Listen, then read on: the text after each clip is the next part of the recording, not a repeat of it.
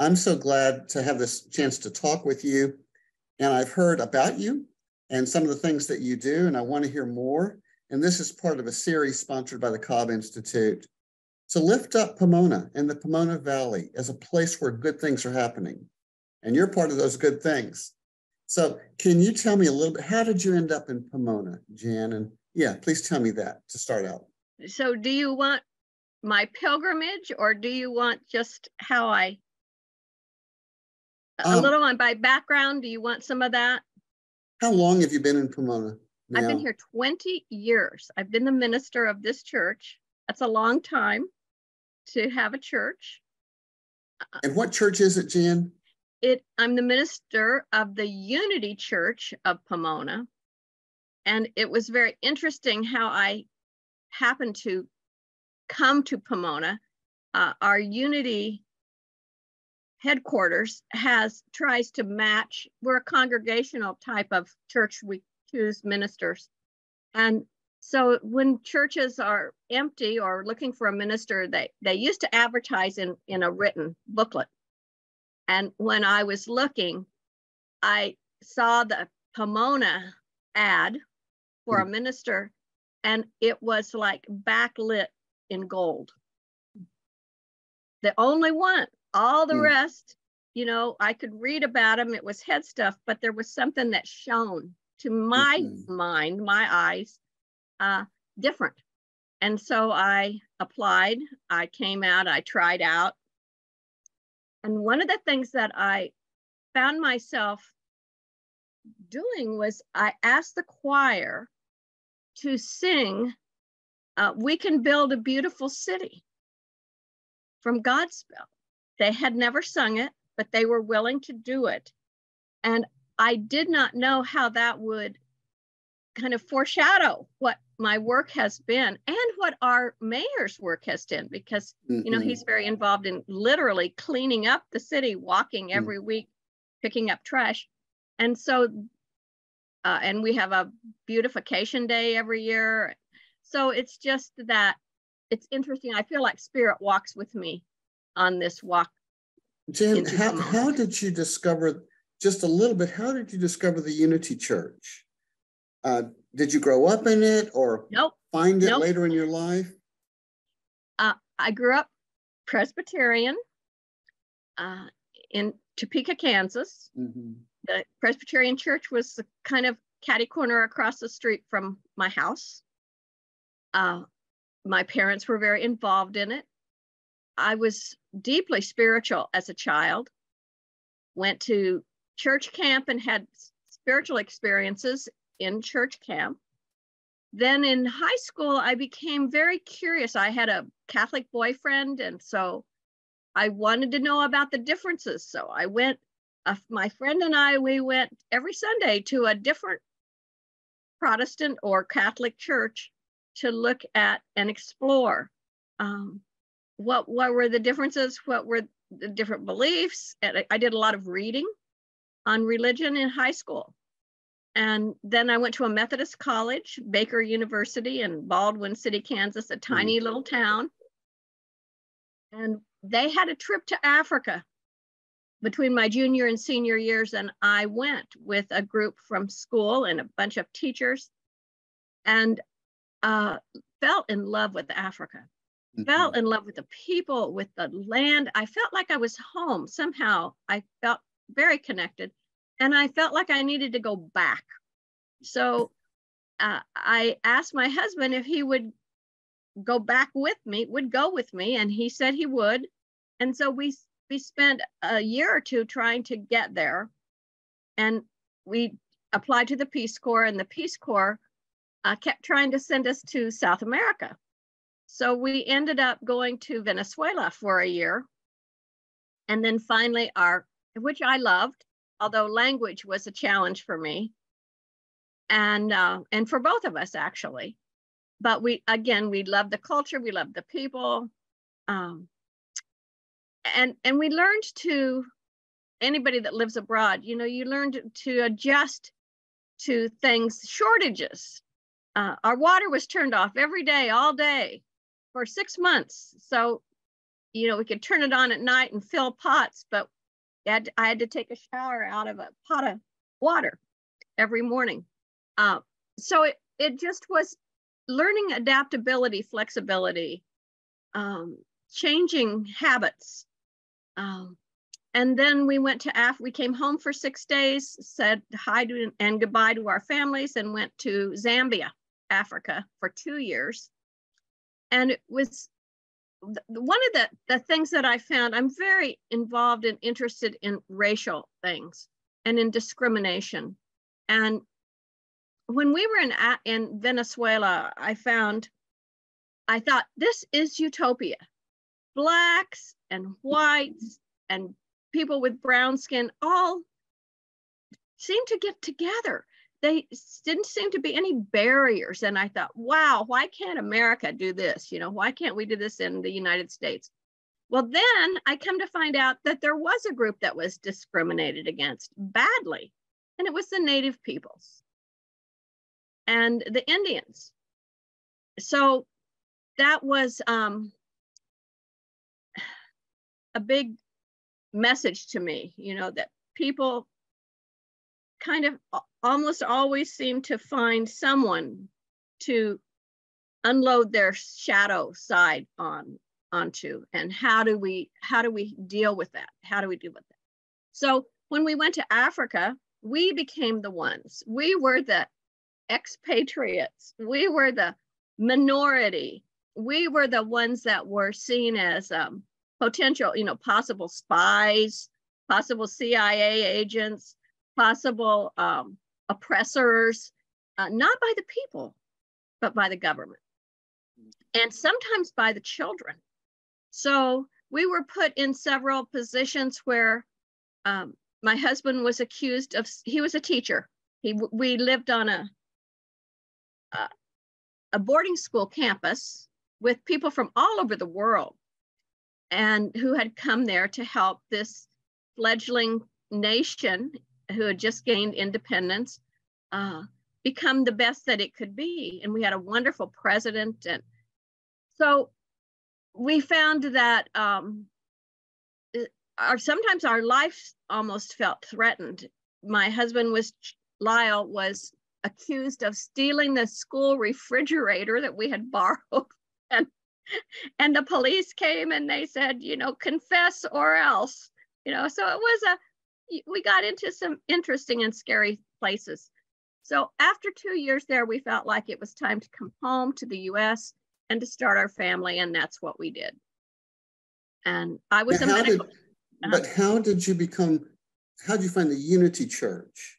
So, we started our family, and I had seen what churches do in abroad, really not honoring the religions that were in the country. I didn't want to be a part of that.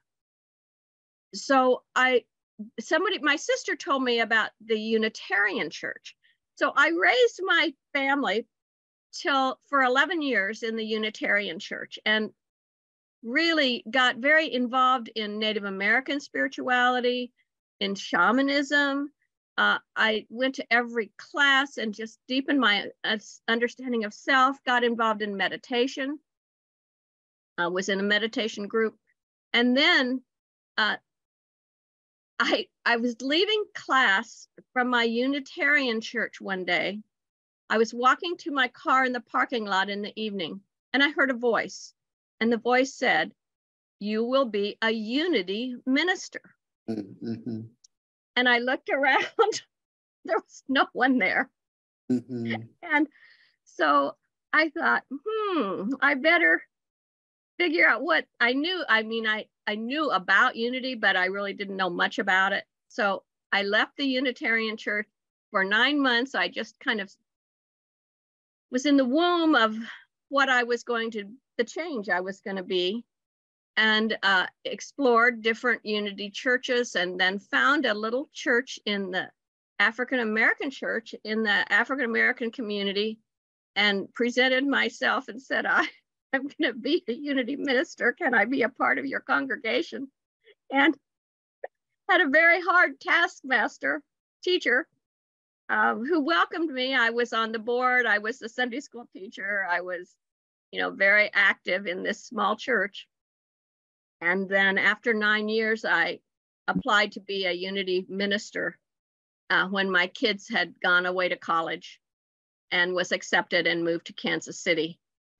Right after going through a divorce. When our kids left home, my husband said, what do we want to do with our lives? Well, he wanted to be isolated in western Nebraska in a log cabin, and I wanted to be in a big city doing ministry. So let's go get to Pomona then. And so you moved to Pomona and you became the minister there, and you are. Tell me about Pomona. What did you find? What is the city to you? Well, the city, and I think the reason that it's so wonderful is because also it's so terrible. It has a lot of problems, and it has a lot of people that care about those problems and that want to solve those problems. And they realize that the only way that we can solve the problems is by working together. So there are lots of agencies, there's lots of nonprofits, there's lots of people that have been doing compassionate work in Pomona for a very long time. And yet they haven't always worked together or even known about each other. So when Compassionate Pomona came along, which I was a part of, and do you want to hear how we became Compassionate Pomona? Well, go on with Pomona, the city, for a moment. It's so interesting. Keep going on that for a bit. The city and my church is located right along a block north of Holt Avenue, which is known for human trafficking. And prostitution and all that goes with that, drug sales, and for a very long time, and really throughout the world, apparently, it's known for that. And yet, and gangs. There's families that have been involved in gangs for generations here. So there's a lot of challenges with all of that, but there's also this opportunity to help people out of, and there's a lot of, it's gone from the place to live outside of kind of the suburb of LA, where white people came, and then Black people came, and now Hispanic people come. And so it's about 80% at least Hispanic now, and maybe 5 or 7% white and African-American, and about 3% Asian. So we have a lot of diversity, but it's ever changing. And so for me, it's always been my impulse to create unity. I'm a peacemaker. So I want people to see the wonder, the awesomeness of the differences, as well as the similarities. And I believe that we all come here with gifts, and we all need to know each other and share our gifts in ways that really lift people up out of poverty. We also have a large population of illegal immigrants from probably Mexico and Central America, people that have come from horrible places and are so hardworking and happy to be here. And we have a wonderful school system that really honors them and works with them. Our police, we do not work with ICE. We protect and love everyone in our community, and work together really to help everyone create the life the dream that they have come to Pomona to live, and the dream for their children. Do you feel like your work with Compassionate Pomona has borne fruit? I know your ministry has, and your spirit has. And I'm wondering now about the organization Compassionate Pomona.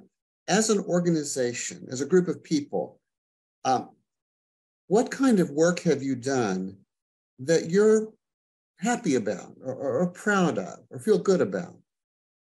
So it's been an interesting journey. The journey was initially, well, let's just say I am not the kind of a leader that has a plan. Mm-hmm. Some people go in and they have all planned out what they want to do. No, for me, no. So when we officially became, it took us 2.5 years for understanding what compassion is, learning about it as a group, and talking to our mayor and our city council to become a compassionate city in 2018, April 2nd. But then we began inviting different groups to come and join us, and we got to know each other. We got to know what each other does. We got to, and so first we would just share, report out. And then there was this one meeting where all of a sudden one group said, well, we want to have this, we want to give away, food and do and shoes and haircuts, but we don't have a place. And Amoka, which is our museum, a ceramic museum, said, well, we have a parking lot. We're across the street from you. Why don't you use our parking lot? And then Pomona Unified School District, the board member, Roberta Perlman, says, well, we can advertise this on our PUSD website. And so everybody can get, and so that was the beginning of weaving these threads together. And instead of just letting each other know what we were doing, of really supporting the work that each other is doing. And then from there, it continues to be that, but it also now has gone that we have things that we do and things that have birthed from this. One of them, we put it on 2 conferences, and out of one of them, restorative practices came. And so we have a restorative practice group, a core group, and then a collaborative group that meet regularly. And most of us have been officially trained by IRP in restorative practices, restorative justice. And we really have been talking to the police, et cetera, about that. So that's one offshoot of ours. Another is sky breathing. Roberta Perlman brought Dr. Pramila Agrawal in, who brought sky breathing, which is a breath work out of India, a yogic tradition that literally helps people's bodies shift from the stress response, which we are in way more than is healthy, into the relaxation response, which allows then our immune system to work better, allows our heart rate to go down, our blood pressure to go down, our breath to go down. Everything just begins to relax and work better in our bodies. And it clears the cortisol of stress from our mind so we can learn better, and so that children can learn better in school. So they've taken this into the schools, and the more they work with it in the school system, the more the better they are. The kids even get excited that they have a tool to deal with their anger. It's used for PTSDs. It's a very effective tool for that, for mental health, all kinds of things. And so we've been trying to work with our police department, because I was initially introduced to this through a Colombian police chief who was going across the United States trying to talk to police forces and encourage them to take this, because it saved his life, and it saved the life of his officers, and it saved the life of a lot of people in their community that were being shot. And we could see that when we look at, the George Floyd killing. people, their brains freeze in cortisol too, and they're not thinking clearly about what they're doing. And so we still want our police to be trained in this, but we have not gotten very far in that. So that's another thing. My vision is that our whole community will have the option, at least, of taking sky breath work. And our Pomona Unified School District has offered it to people in the community because they know it's going to make our community better. So that's the second thing that we've been working on. And then when George Floyd was killed, we started conversations with our police. And we meet with them once a month and have for 2.5, 3 years. And that's been wonderful to understand the police system and to build communication, to build understanding with them.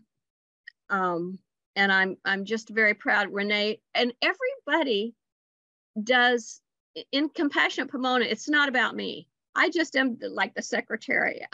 I call the meetings, I make the agenda, but people let me know what they want on the agenda. And but they go out and they do the work. So Renee Barbie from our newspaper, she runs the Pomona meetings.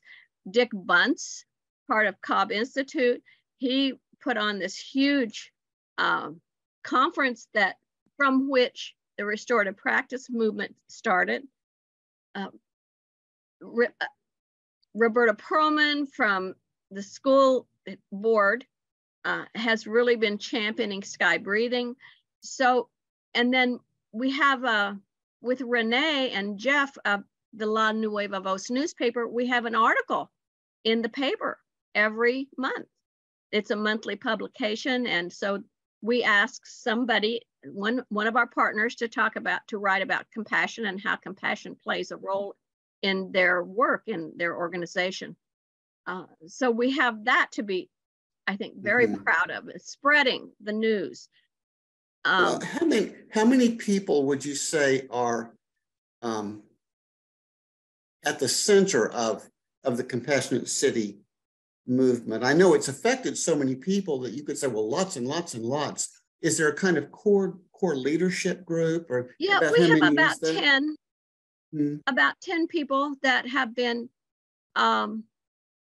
regular attendees and also have taken leadership roles.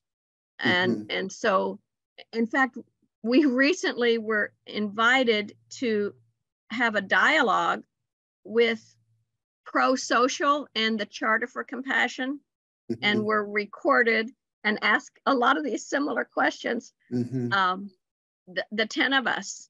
And it was very interesting, and they were shocked at how much we were able to do. And I think it's because people do what they feel guided to do, and if they put out an idea and there's energy around it and people join them, then it happens. And if they put out an idea and there's no energy, it doesn't go anywhere. We don't spend time on it. So did the idea of compassion have a natural draw to it? You know how Unity has a natural draw for you. Did you find that the idea of compassion itself had a kind of magnetism that drew people? What do you think? I never considered myself a very compassionate person until I got involved in Compassionate Pomona. And I think it's really helped me grow in understanding compassion and in opening my heart. You know, we have a lot of people in our community that are coming out of being in prison. And we work with those people. I have a number of them in my church, and I learn from them. And I've learned that I hear the stories, and almost all of them have been, I don't like to use the word victim, but they've led extremely tough lives. They've been traumatized, mostly as children. And they've done the best they could do in their lives. And now they come out and they're ready to turn their lives around. And so we get to be a part of that. And I find that instead of judging people, I've learned to learn from them, to respect them, to see that their path, they've survived things that I don't know that I would. And so it opens my heart. Let me ask you a question right there, Jan. A lot of people, when they hear compassion, they think sharing in the suffering of others. But I was wondering if you also experienced sharing in the joy of others, finding out what makes people happy, what they just take delight in: music, gardening, art, storytelling, food, whatever. How important is shared joy to compassion as you understand it? I have never heard it put that way. So thank you, Jay. I would say that's true. It's about, to me, it's about sharing everything. It's sharing the successes, sharing the failures. Mm-hmm. It's about helping each other, not from one being better or higher or more evolved, but from all of us in this mix together, helping each other and learning from each other and lifting each other from time to, as needed. So it's so rich. It's so beautiful. There's a sense of life purpose. And for me, that's the reason to get out of bed, right? Yes. Same here. I got that.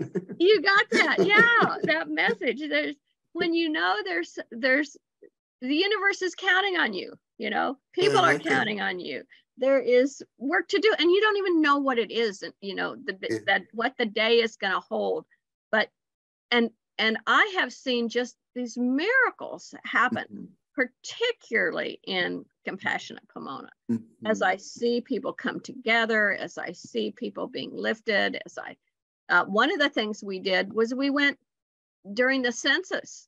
We went around and knocked on and left census information throughout many doors in our part of the city, and got to know people, got to meet people that in places I hadn't been yet. So we've done a lot. We changed Dick Bunce, again, everybody comes with different gifts and different ideas, and he wanted us to get compassion in our city charter. And so we worked with the charter group for months, and there was some opposition. Some people did not want compassion in our charter. And we ended up with a lovely preamble to our city charter with not only compassion, but a whole lot of other values that we hold and share.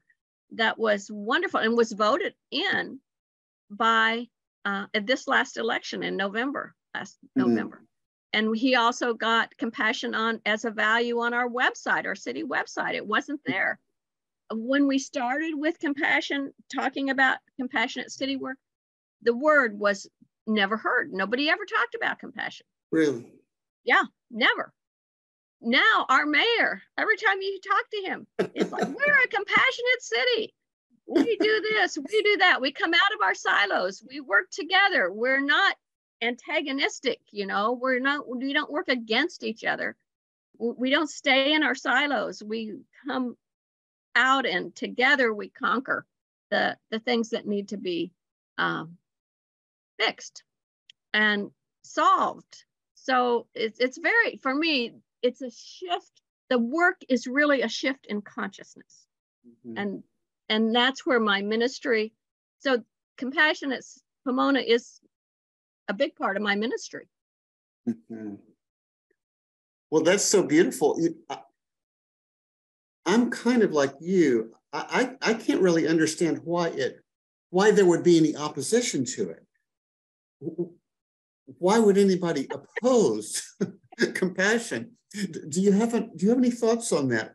I mean, I don't want to go back in the past, but do you understand what the initial opposition was? I don't. I think that, yeah. it never made any sense to me. Fear of it just being a word that maybe, or a misunderstood word, or, I don't know. Yeah, it's hard to understand. Because let me ask you another question. Yeah. So you work with people that have been incarcerated and had tough early lives, still have tough lives. Yes. Have you found that those lives, or tell me more about how the Compassionate City initiative and or the Unity Church, it's kind of hard to separate those two out, I bet. How lives can in fact be transformed for the good when they come from such tough places. Any stories to tell or thoughts to share on that? Well, the vice president or co-president of my Unity board was in prison for 45 years. Mm-hmm. And the thing about people that have been in for life is that it's hard to get out. Oh, and they have to really go through a lot of programs, do a lot of personal work, and prove to the board that they can live in society in a safe way. So the recidivism rate of lifers is very, very low. Whereas the recidivism rate of people who just, steal or go in, do a crime, and then they're in for a year or 2 or 5, and then they come out, and then they're still in that cycle. And very often it's 80% or something. So, but Philip Centeno he came to us. He lived down the block, and he introduced himself as a consumer of corrections. That's great.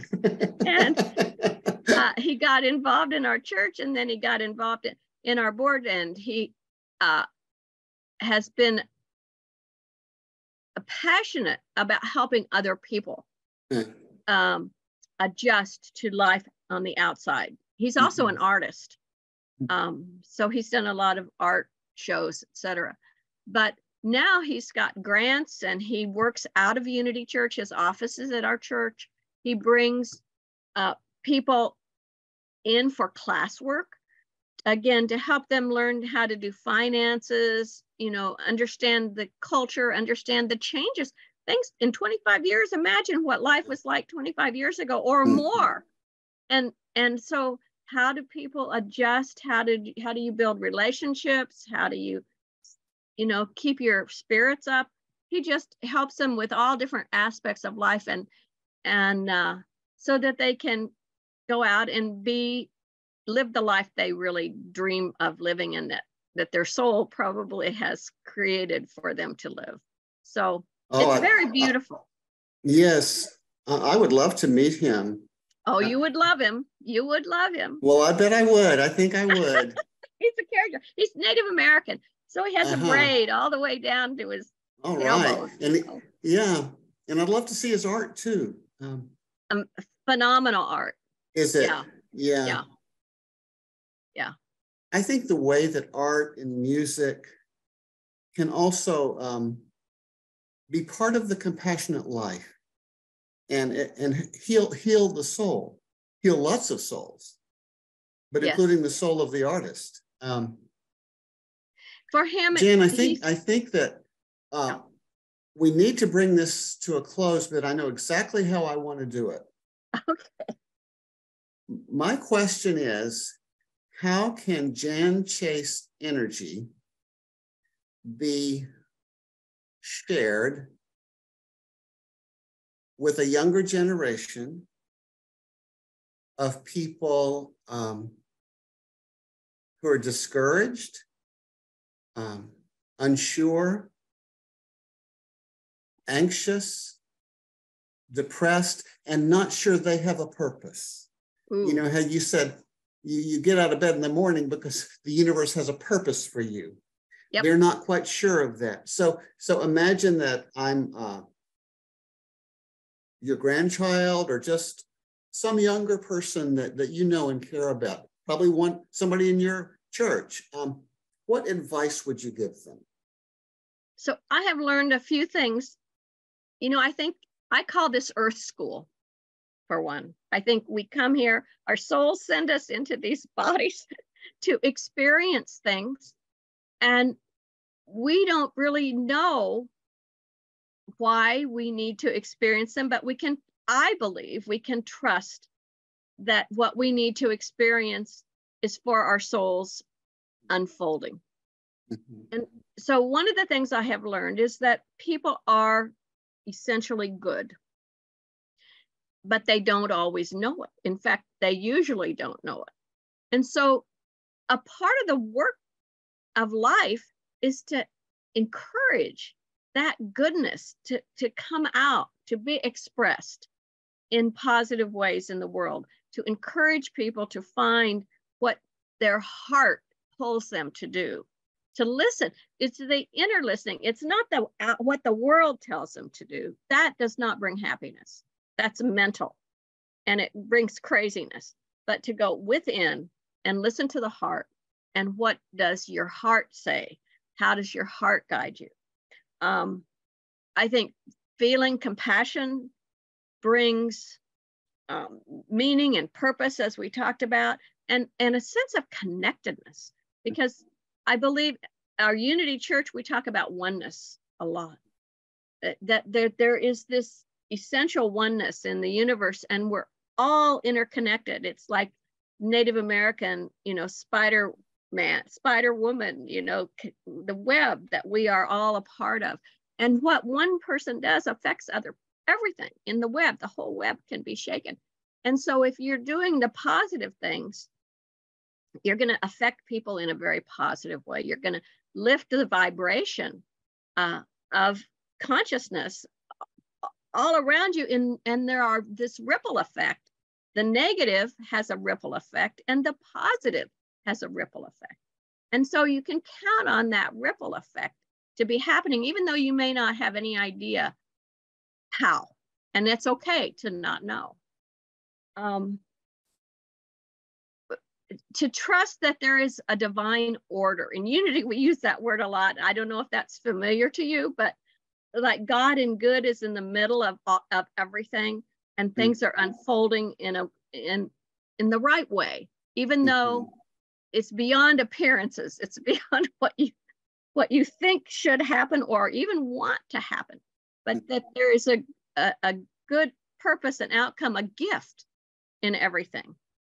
And I've been able to just, if you have the eyes to see the miracles, the connections, for me, connections is miraculous. And to see the ahas that happen, and to see people helping each other, and people waking up to who they are and to what they can do and how they can be of service to each other, that to me is a miracle. And for me, a lot of it is about saying yes.